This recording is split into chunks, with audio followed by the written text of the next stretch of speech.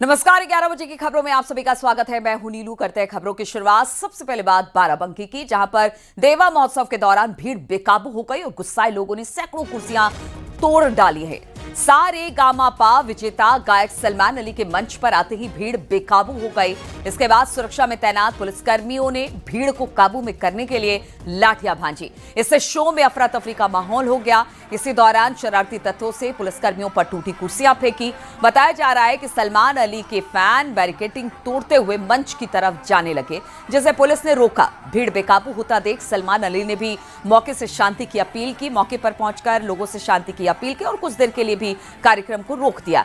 देवा हाजी वारिस अली शाह महोत्सव की एक घटना बताई जा रही है। तस्वीरें हम आपको दिखा रहे हैं किस तरह से जब सलमान अली का कार्यक्रम चल रहा था, उस वक्त उनके फैंस उनकी तरफ जब भागे तो अफरा तफरी का माहौल हो गया। हालांकि इस दौरान सलमान अली ने अपील की कि देखिए शांति बनाए रखें, और इस दौरान कुछ शरारती तत्वों ने जो टूटी हुई कुर्सियां थी उसको पुलिस पर फेंकने की कोशिश की, जिसके बाद पुलिस ने वहां पर लाठियां भी भांजी है। बातचीत करने के लिए अनिरुद्ध शुक्ला फोन लाइन पर हमारे साथ जुड़ गया। अनिरुद्ध, हुआ क्या था उस वक्त जब अफरा तफरी का माहौल सलमान अली के कार्यक्रम में हुआ? देखिए, तकरीबन 9 बजे से वहाँ पे भीड़ आना शुरू हो गई थी कि सलमान अली को सुनने के लिए सब वहाँ पे पहुंच रहे थे। देवा महोत्सव का नाइट मेगा शो था और तकरीबन 11 बजे के आसपास जो है जब सलमान अली स्टेज पे पहुंचे, उन्होंने अपना शो शुरू किया। उसी के बाद से उनके गानों पर जो लोग थे वहाँ पर जो लोग थे वहाँ वोटिंग करना शुरू किए। भीड़ थोड़ा नियंत्रित हुई, तोड़फोड़ कुर्सियां तोड़फोड़ शुरू हुई, जिसको लेकर के पुलिस ने हल्का बल का प्रयोग करते हुए वहाँ पर जो लॉ ऑर्डर की स्थिति थी उनको कंट्रोल करने के प्रयास किए। जिसके बाद ये जो शो था वो कुछ देर के बाद शो समाप्त किया गया। हालांकि इसी दरमियान जो है सलमान अली ने भी मन से ये अपील करी कि किसी भी तरीके का वहां पर तो क्या अनिरुद्ध इस शोर शराबे के बाद और भगदड़ के बाद फिर से दोबारा शो शुरू हो पाया? और बताया जा रहा है कि पुलिस ने लाठीचार्ज भी किया यहाँ पर। जी देखिए, तकरीबन 11 बजे के आसपास ये पूरा वाकया है, जब सलमान अली जो था वो स्टेज पे वो परफॉर्म कर रहे थे। उसके बाद तकरीबन शो जो है आगे कंटिन्यू जरूर किया गया, पर तकरीबन 12 बजे के आसपास शो समाप्त किया गया। हल्का पुलिस बल जरूर वहां पे प्रयोग किया गया था, क्योंकि भीड़ जो थी वो अनियंत्रित हो रही थी। कुर्सी जो है तोड़ी जा रही थी, तोड़फोड़ हो रही थी, जिसको मेंटेन रखने के लिए पुलिस के द्वारा हल्का बल प्रयोग किया गया। जी ठीक है, बहुत बहुत शुक्रिया आपका अनिरुद्ध जानकारी देने के लिए।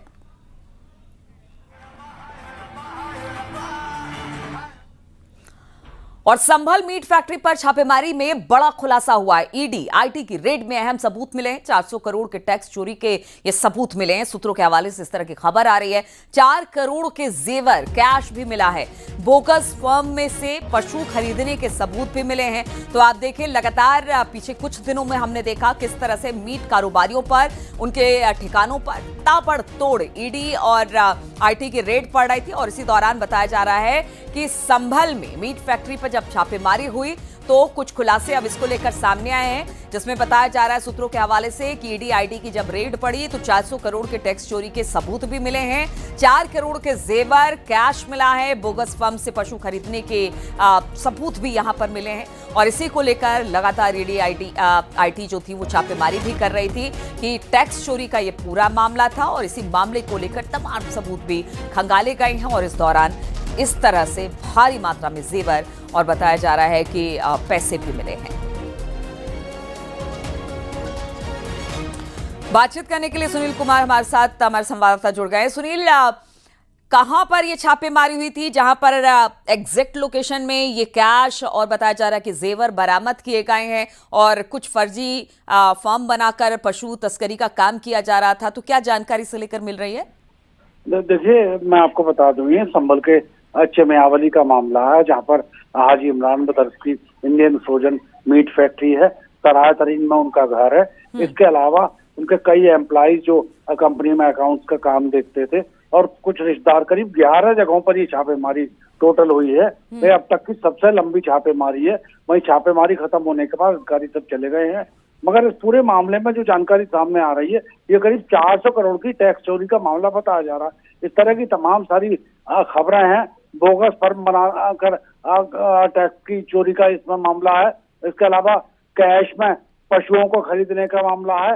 निर्धारित से अधिक पशु के कटान का मामला है। और तमाम जेवर और कैश बरामद की भी खबरें हैं। ये केवल खबरें हैं, चूंकि आधिकारिक रूप से बयान IT ED की तरफ से नहीं आया है, इसमें तो खुलासा शासन स्तर पर होना चाहिए। लेकिन ये पूरा मामला बहुत बड़ा है और ये बहुत बड़ी रेड हुई है। जी चलिए ठीक है, बहुत बहुत शुक्रिया आपका जानकारी देने के लिए सुनील। तो बड़ी रेड है और इस रेड में बहुत सारी अब बातें निकलकर सामने आ रही है। बताया जा रहा है 4 करोड़ के जेवर और कैश भी इन छापेमारी में बरामद किए गए।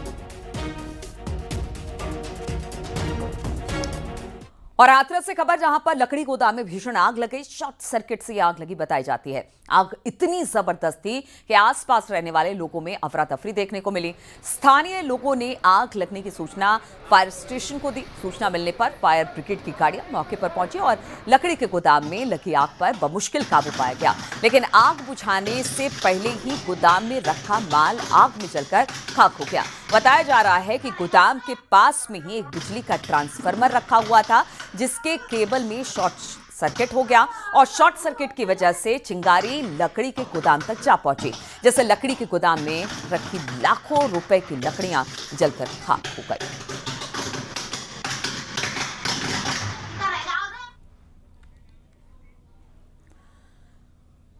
और कांग्रेस नेता राहुल गांधी फतेहपुर में हरिओम वाल्मीकि के परिजनों से मिले हैं। मुलाकात के बाद राहुल गांधी ने कहा कि कांग्रेस पार्टी पीड़ित परिवार की मदद करेगी। साथ ही राहुल ने कई आरोप भी लगाए। इससे पहले हरिओम वाल्मीकि के परिवार ने राहुल गांधी से मिलने से इनकार कर दिया था। हालांकि राहुल के पहुंचने पर परिवार के लोग राहुल से मिले। बीते 2 अक्टूबर को चोरी के शक में रायबरेली में कुछ लोगों ने हरिओम वाल्मीकि की हत्या कर दी।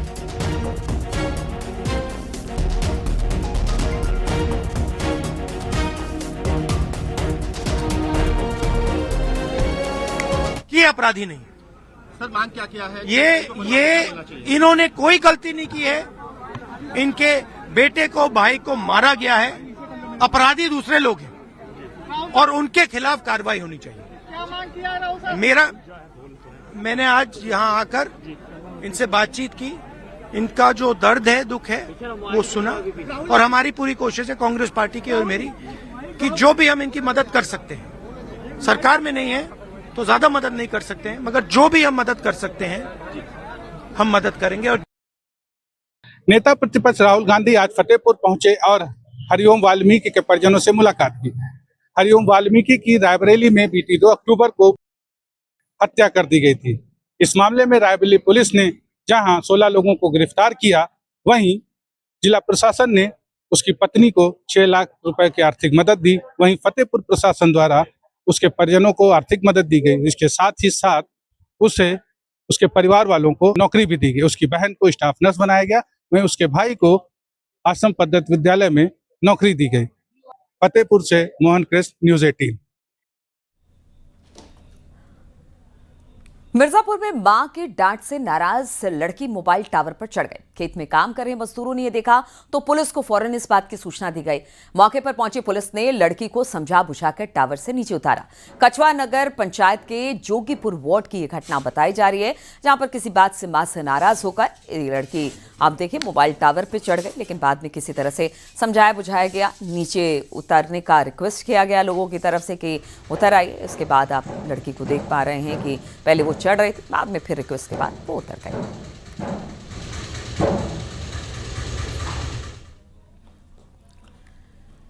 प्रयागराज के यमुना नगर जोन में एक युवक को सजा देने का सनसनीखेज मामला सामने आया। कुछ दबंगों ने एक युवक को पकड़कर उसके सिर के आधे बाल और आधी मूंछ मुंडवा दी। युवक के साथ बर्बरता का वीडियो सोशल मीडिया पर वायरल हो रहा है। मामले में अभी तक कोई शिकायत दर्ज नहीं की गई है। वायरल वीडियो को लेकर चर्चा है कि एक लड़की ई रिक्शा से जा रही थी। बाइक सवार 2 युवक पहुंचे। एक युवक ने लड़की का मोबाइल छीन लिया और दोनों भागने लगे। मौजूद भीड़ ने एक युवक को पकड़ लिया, जबकि दूसरा साथी मौके से फरार होने में कामयाब रहा। और फिर जिस युवक को पकड़ा गया उसके आधे बाल और आधे मूंछ लोगों ने काट दिए। सिर मुड़वाने की कार्रवाई की जा रही है। यह घटना काटन मिल तिराहा थाना क्षेत्र नैनी की बताई जा रही है, किंतु अभी तक किसी भी व्यक्ति द्वारा इस घटना की पुष्टि के संबंध में न तो डायल 112 पर कॉल करके अथवा थाने पर कॉल करके अथवा थाने पर किसी शिकायती प्रार्थना पत्र के माध्यम से कोई सूचना नहीं प्राप्त हुई है। यदि इस प्रकार की घटना के संबंध में कोई सूचना अथवा कोई शिकायती प्रार्थना पत्र प्राप्त होता है तो आरोपियों के विरुद्ध नियमानुसार विधिक कार्रवाई की जाएगी। और जम्मर में हेयर स्टाइलिस्ट जावेद हबीब और उसके बेटे पर धोखाधड़ी के 33 केस दर्ज है। मुनाफे के लालच को देकर लोगों को ठगने का आरोप हेयर स्टाइलिस्ट जावेद हबीब पर लगा है। अब हेयर स्टाइलिस्ट जावेद हबीब ने हाईकोर्ट में याचिका दाखिल की है। एफआईआर को रद्द करने की मांग जावेद हबीब की तरफ से की गई है। इस मामले में आज हाईकोर्ट में सुनवाई होगी।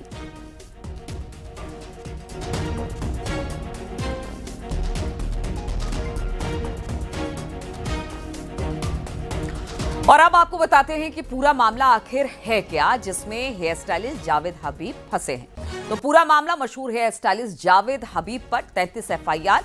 जावेद हबीब पर करोड़ों की ठगी का आरोप है। संभल में जावेद हबीब और उसके बेटे ओनस के खिलाफ एफआईआर दर्ज किया गया है। जावेद हबीब पर मुनाफा देने का झांसा देकर निवेशकों को ठगने का आरोप है। एफएलसी कंपनी में जावेद हबीब ने लोगों से पैसा निवेश कराया था।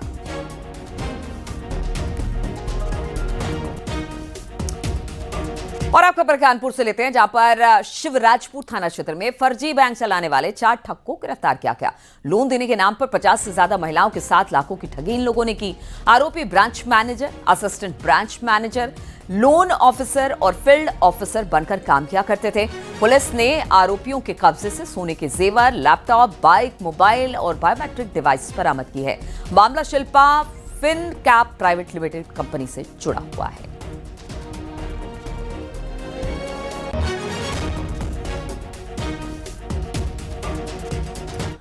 और खबर मथुरा से है, जहां पर पुलिस और बदमाशों के बीच मुठभेड़ हुई है। मुठभेड़ में पॉक्सो एक्ट से में वांछित बदमाश बलराम उर्फ रॉकेट के पैर में गोली लगी।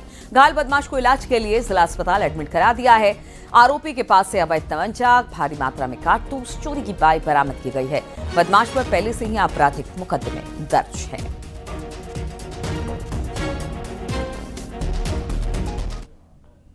यहाँ पर 2 बदमाश मिले और उन बदमाशों ने जैसे ही पुलिस को देखा, पुलिस पार्टी पर फायरिंग शुरू कर दी। जवाबी में पुलिस द्वारा, थाना कोसी पुलिस द्वारा भी आत्मरक्षार्थ पुलिस फायरिंग की गई, जिसमें उसके एक बदमाश के पैर में गोली लगी और दूसरा वहाँ से भाग गया। और जैसे ही इस बदमाश को गोली लगे बदमाश को पकड़ा गया, उसके शिनाख्त जो है बलराम सन ऑफ अतर सिंह उर्फ रॉकेट, जो कि हमारा थाना कोसी पर अभी 6 अक्टूबर को अभी अभियोग पंजीकृत 76 BNS और 7/8 पॉक्सो का था, उसका ये वांछित अभियुक्त था।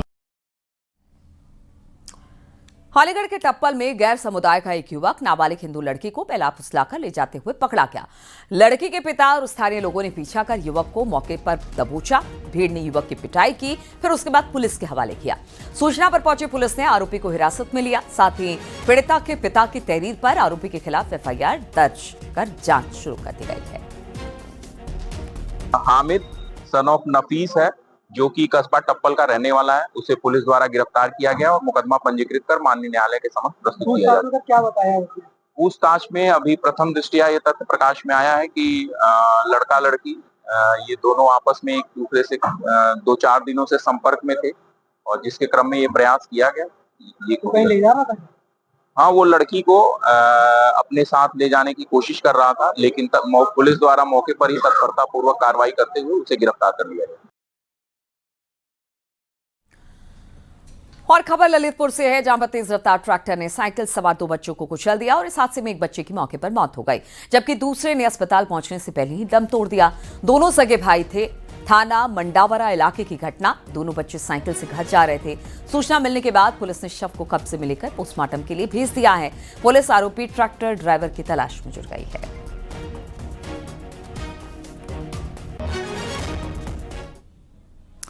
और सीतापुर में भीषण सड़क हादसे में 4 लोगों की मौत हो गई है। एम्बुलेंस का टायर फटने के चलते यह हादसा हुआ। इस हादसे में एम्बुलेंस में सवार 3 लोगों की मौत हो गई। एम्बुलेंस की चपेट में आने से एक राहगीर महिला की भी मौत हो गई। एम्बुलेंस उत्तराखंड से वाराणसी मरीज लेकर जा रही थी। सीएम योगी ने सड़क हादसे पर दुख जताया है।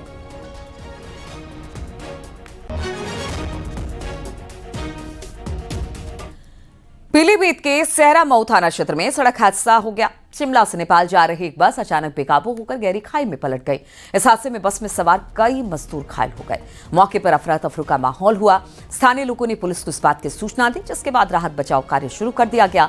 जानकारी के अनुसार बस में करीब 65 यात्री सवार थे, जिनमें अधिकतर मजदूर शामिल थे, जो शिमला से अपने घर नेपाल लौट रहे थे। हादसे में घायल 7 मजदूरों की हालत गंभीर बताई जा रही है। सभी को पहले CSC पूरनपुर में भर्ती कराया गया, जहां से डॉक्टरों ने प्राथमिक इलाज के बाद सभी को जिला अस्पताल रेफर कर दिया। प्रत्यक्षदर्शियों के मुताबिक बस काफी तेज रफ्तार की थी।